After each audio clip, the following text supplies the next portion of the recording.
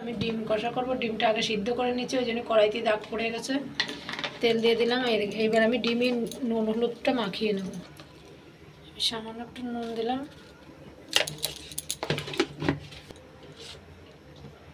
সামান্য হলুদ দেবো, নুন হলুদটা মাখিয়ে নিলাম। এবার তেল গরম হয়ে গেছে, আমি ডিমটা ভেজে নেব। তেলটা গরম হয়ে গেছে, এবার আমি একটা একটা করে ডিম দিয়ে দেবো।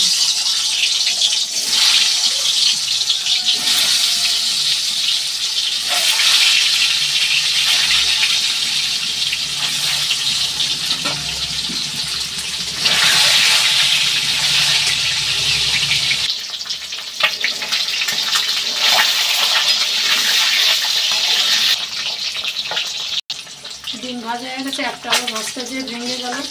এবার আমি তুলে নেব। ডিম ভাজা হয়ে গেছে, ডিমটা আমি নামিয়ে নিয়েছি। এবার আমি ডিমটা কষাবো। ডিম ভাজা তেলে আমি জিরে ফোড়ন দিয়ে দেবো।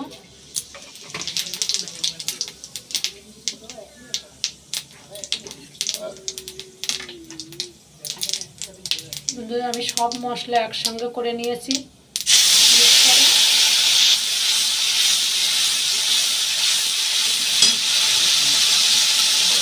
কাঁচা লঙ্কা, আদা, পেঁয়াজ, রসুন, জিরে সব একসাথে আমি অল্প মশলা তো আমি একবারে মিক্সারে করে নিয়েছি মিশিয়ে। মশলার জলটুকু দিয়ে দিলাম, ভালো করে মশলাটা কষিয়ে নেব।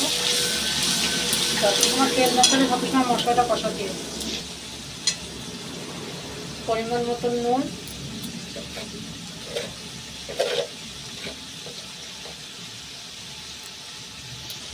পরিমাণ মতন হলুদ। আমি শুকনো লঙ্কাও দিয়ে নিয়েছি, শুধু কাঁচা লঙ্কা দিয়ে করছি। সবসময় তো শুকনো লঙ্কার গুঁড়ো খাওয়া ঠিক না। এখন প্রত্যেকটা মানুষেরই গ্যাসের সমস্যা, আমার তো আছেই। আমি সবসময় মশলা কম দিয়েই আর প্রথম মশলাই আমি রান্না করি। আমি বেশি কোনো খাবার মিক্স করি না।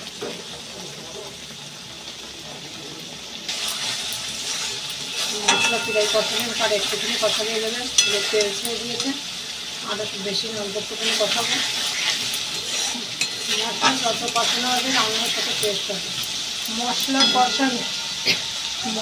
কষানো আর রান্নার যে কোনো রান্নার একটা ফুট আছে, ফুটটা বুঝতে পারলে, মশলা কষানোটা বুঝতে পারলে রান্না এমনিই টেস্ট হবে।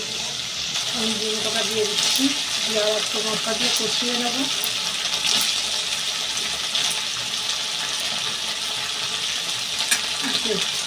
যে ডিমটা একটু ভেঙে গেছে ওইটা আমি দেবো না, তাহলে পুরো ভেঙে যাবে, তার জন্য ওইটা আমি দিলাম না।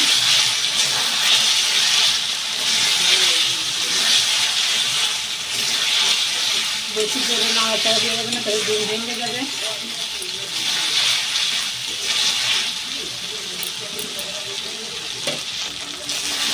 বেশিক্ষণ ডিম দিয়ে একটু হালকা করে নাড়াচাড়া করলাম, বেশিক্ষণ না, সামান্য 2-4 মিনিট ডিম দিয়ে একটু হালকা করে নাড়াচাড়া করলাম। এবার আমি আমার মশলার জল আরও একটু ছিল, আমি পুরোটা দিচ্ছিলাম না, সেটাই দিয়ে দিচ্ছি।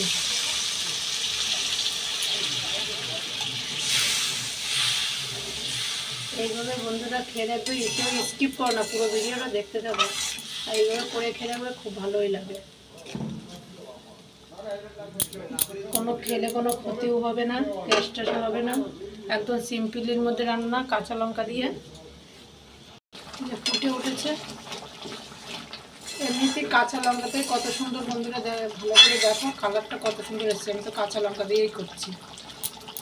আমি একটু তেলের পরিমাণটা একটু বেশি দিই, তাহলে আমি সাদা তেলে রান্না করি, সরষের তেলেও খুব কম করি সরষের তেলে রান্না। কোনো অসুবিধা নেই, সাদা তেলে এরকম করে রান্না করে দেবে কাঁচা লঙ্কা দিয়ে, শরীরের পক্ষে খুব ভালো। যেটা এখন দিয়ে দিচ্ছি, তাহলে আর ভাঙবে না। এখন তো নামানোর সময় হয়ে গেছে, নামিয়ে দেবো, হয়ে গেছে।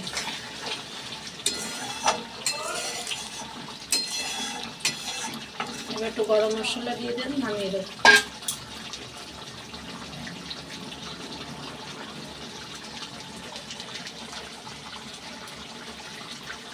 সামান্য আমি একটু গরম মশলা দিয়ে দিলাম, শাহি গরম মশলার গুঁড়ো দিয়ে নামিয়ে দেবো।